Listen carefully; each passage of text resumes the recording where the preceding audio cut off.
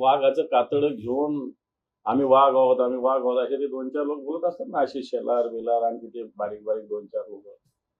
फक्त त्यांना हा इशारा आहे, तर तुम्ही नुसते वाघाचे पट्टे अंगावर ठेवून तुम्ही वाघ होत नाही. खरा वाघ मग तो मुंबईमध्ये मातोश्रीवर ठाकरेंच्या रूपाने बसला. लोकसभेनंतर सिनेटमध्ये मुंबईमध्ये मोठा विजय शिवसेनेला मिळालेला आहे. त्यामुळे मुंबई म्हणजे शिवसेना असं एक समीकरण म्हणजे सांगितलं जात आहे.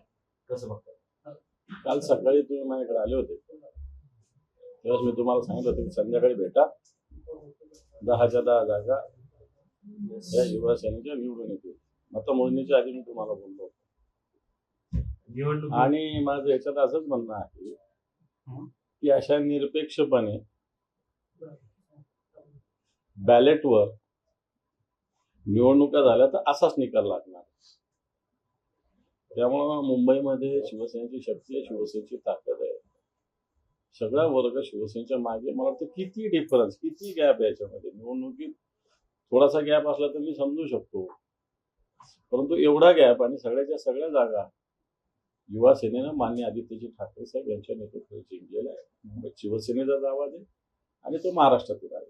विधानसभेच्या निवडणुका बॅलेट पेपरवर घ्याव्याची मागणी आहे.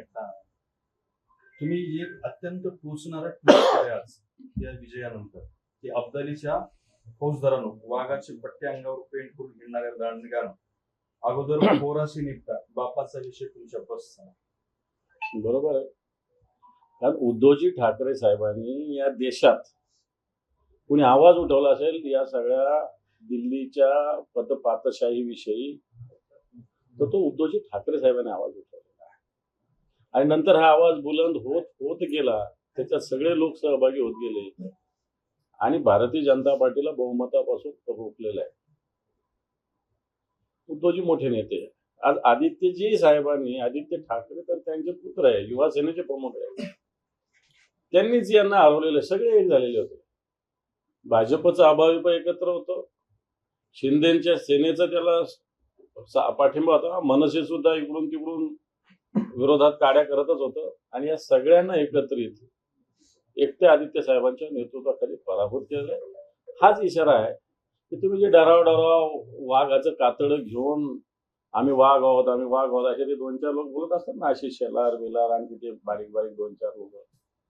फक्त त्यांना हा इशारा आहे, तर तुम्ही नुसते वाघाचे पट्टे अंगावर ठेवून तुम्ही वाघ होत नाही. खरा वाघ मग तो मुंबईमध्ये मातोश्रीवर ठाकरेंच्या रूपाने बसलेला. तुम्ही आता बोलले बॅलेट पेपरवर मोठा विजय मिळालेला आहे. तुम्ही मागणी करणार का विधानसभा बॅलेट पेपरवर? सातत्यानं हा विषय हिंदुस्थानात नाही जगात आहे. कित्येक मोठ्या मोठ्या जगामध्ये इलेक्ट्रॉनिक वोटिंग मशीन बंद करून बॅलेटवर निवडणुका झालेल्या आहेत आणि बॅलेटवर लोकांना सुस्पष्टपणे विश्वास निर्माण होतो की मी कोणाला मतदान केलेलं आहे. आजही इलेक्ट्रॉनिक मशीनवर कोणी जरी मतदान केलं तरी त्याला असं मनात विश्वास निर्माण होत नाही की मी हे मतदान केलेलं आहे. विश्वास जरी निर्माण झाला तरी त्याचा पुरावा कोणताही त्याच्याकडे राहत नाही आणि त्यामुळे बॅलेट ही योग्य पद्धती आहे.